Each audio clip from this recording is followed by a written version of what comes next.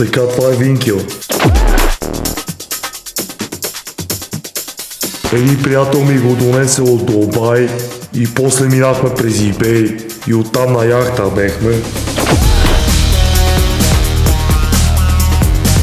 Седни долу, дай лампа, седни. Седни, ще караме. Чуш ли бе? Точно така. Моята стратегия е, ако винкела не бие, да пребием аз зубъра. Винкел помага на хората. Моята мишка се казва Щефан.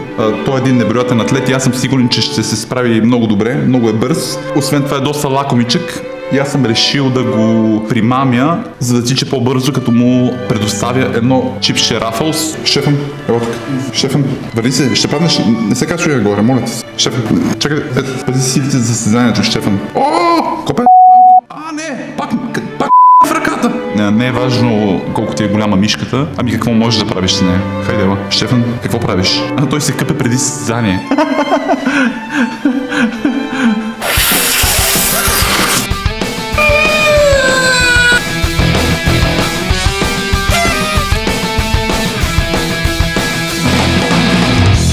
Мишок, къде ти е мишка? Там некъде съм ги служил. Си е служил. Дец мишка. Що се да смееш са? Майко! Давай, Винкел. Давай, бати, давай. Брудни, бе. Давай, Винкеле. Давай, Винкеле. Давай, батенце. По-бързо. Брудни ме гола. Ето, чипче. Щефан, Давай, Щефан, не ми излагай моето момче. Браво, давай, чиче. По-стара за Щефан, бе. Бухяне, шополоската.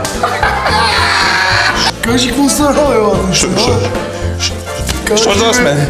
Абе, ти си малко по-висок от мен, а? Не съм, бе. Написали ми домашно. Написал съм ти всичко.